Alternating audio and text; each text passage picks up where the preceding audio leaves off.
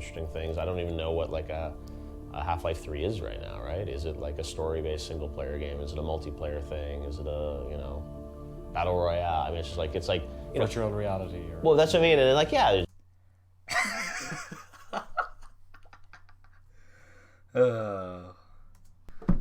All right, so if you haven't heard, and you've watched the trailer 500 times by now, I bet. Half-Life Alyx, it's a thing now. We have the trailer. I never thought this day would come. I've been watching Valve News Network and stuff like that, but I never thought that Valve would actually pull it.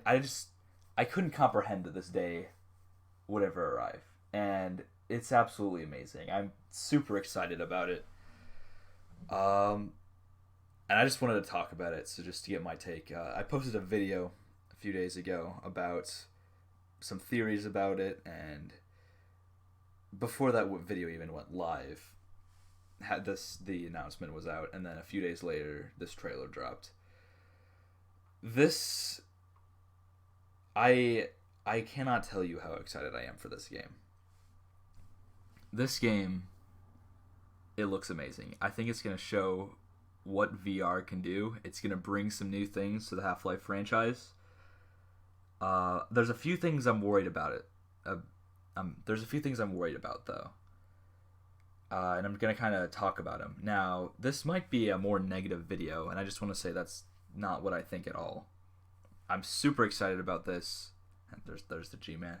I'm super excited about this game, and I'm really happy about it. But I just want to address maybe some of my concerns and some of the community's concerns about it. Now, the main complaint about this game is that it's not going to be super accessible, because in order to play it, you're going to have to have a VR headset, and that is true. Well, for the most part, but I'm going to get into that in a second. But especially for people that don't make as much money or especially live in other countries, it's going to turn sound on. It's going to be very difficult for them to get into VR, and they might have to settle for maybe a port to PC or YouTube or something like that. As for me, my brother and I actually spent last summer working and saving up for a Valve Index to share. So I own 50% of a Valve Index and permission to use a computer that can run it. So I'm actually all set for this game. However, I do realize that there are a lot of people that won't be able to get into it, and that is very unfortunate. However, this is the Valve community, and being the Valve community, we have some technical skills that some other communities don't have. So I am almost positive there will be a PC port. Now, it won't have all the bells and whistles, and you won't be able to use it. It's not going to be as good as the VR port, obviously. However, it still will let people play the game even if they don't have access to a headset. And I think that's good. However, there's going to be some issues with them. First of all, it's not as simple as just dropping a Gordon Freeman character into this world, because here I'm going to show you what scene is it? It's like there's going to be some choices that'll have to be made in order to make the port. So like, look at this scene right here. So she pushes away the stuff and she picks up a shell and puts it into the gun. Now, how would that work in a PC port? Would you just walk up to the shelf and then it goes in your inventory? Do you have to press E to use it? Is there a reload button? And if so, how long should the reload animation be? There's not an objective way to just port it from VR to PC. And so there's probably going to be a lot of different mods that will be used to make PC ports. And there will be differences between them. And there might be some competition, similar to how there's a bunch of Half-Life 2 beta mods, and there's not really a standard one. There's just a ton of them that kind of do their own thing. But at least the game will be somewhat accessible to people that cannot afford VR headsets. You don't have to buy the Index to experience it. There are other cheaper headsets, but again, especially if you just can't afford those, or if you live outside of the country, or outside of like mainly the United States or European Union, then it's a lot harder to get access to VR headsets because prices go up due to like shipping, and they don't sell them in every country, which is very unfortunate. However, I don't really blame Valve for that because it doesn't sound like they were making a Half-Life game to sell VR headsets. It sounds like they were making a VR game and they decided the Half-Life IP fit the best. I don't blame them for that, and I think that it's going to be a great game. I think VR is going to add a lot to it, and I think it's going to pay off a lot. It's just an unfortunate side effect that it's not accessible. I don't think it's like they're not going to do this to sell headsets. They are advertising other brands on their website. They're making sure you know that you don't have to have a Valve Index to use it. I think it's more to push VR into the mainstream rather than sell indexes. I don't think this is like a scummy business practice on their part. They've been working on this for years. It's clear they've put a ton of effort into it. I'm not seeing this as a wow, Valve, such a Valve move, you know. However, the VR only aspect seems like an unfortunate side effect rather than a intentional business choice. I think it's going to be a great game. It looks fantastic. There's also the thing about it being a prequel rather than a sequel to Episode 2. I'm not mad about that either, really. The reason for that is that I don't really want a sequel to Episode 2 anymore. We already have a Pistol 3, and we have things like Project Borealis, Boreal Aleph. I think it would be cool if they hired one of those teams, but I don't think it would be cool if they just made a third episode, especially because we know what happens already, and we have fan projects in the works. I don't think that a third episode would be necessary at this point. So I think that having it be a prequel, it can kind of go alongside that and go alongside Project Borealis. Although I would say that it would be really cool if Valve could kind of like how they brought on the Counter-Strike team, how they brought on the Team Fortress team, Campo Santo, the Portal guys. It would be awesome if they could hire the Project Borealis team or Boreal Aleph team in order to make their game as an official Valve product. That would be my dream. But I think I'm really happy about this game. But I want to talk about some other stuff. So in the interview that they had at the Game Awards, I'm mainly plagiarizing this from Tyler News Network or Valve News Network, whatever his name is. I just agree with his opinion that it's kind of weird how they're saying that they would love to make more Half-Life games, but it depends on how Half-Life Alyx is received. It's kind of saying that you better like Half-Life Alyx or you're not getting Half-Life 3. And I don't like that attitude. I think that they should kind of be more open to criticism than that.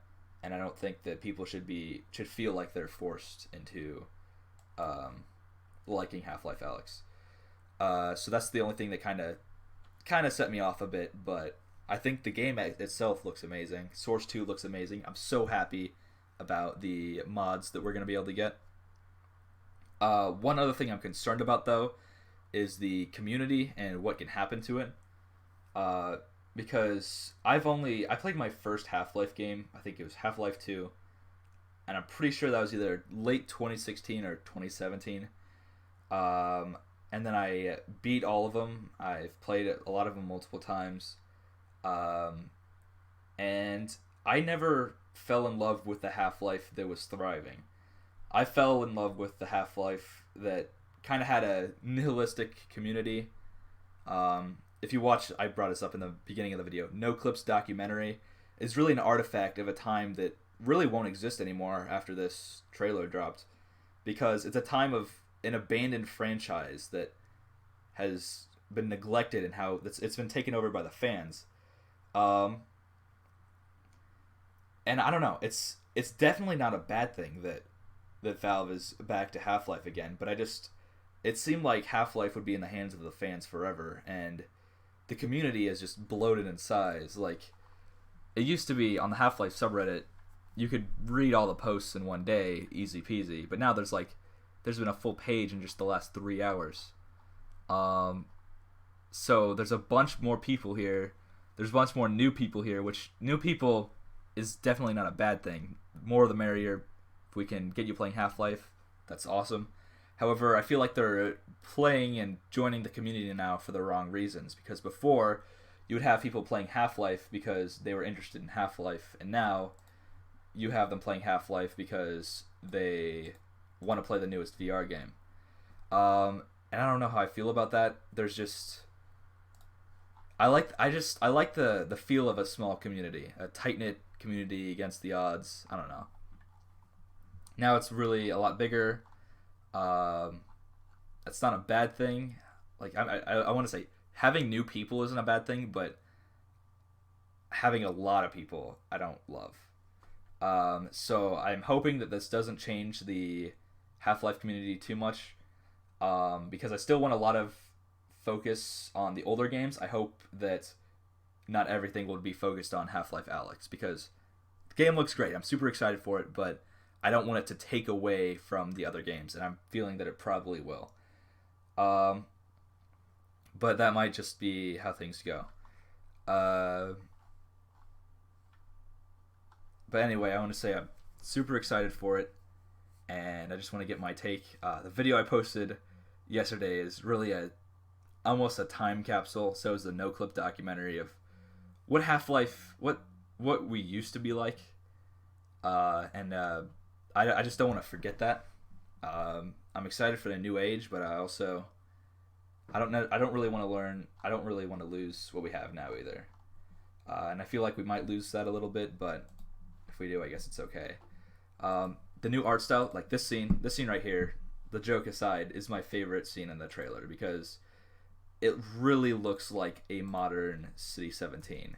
It kind of reminds me of Counter-Strike a little bit, like maybe it's a Dust 2, but it really just seems like Half-Life. There's a joke. There's not a lot of jokes in Half-Life, but I think I'm welcoming them.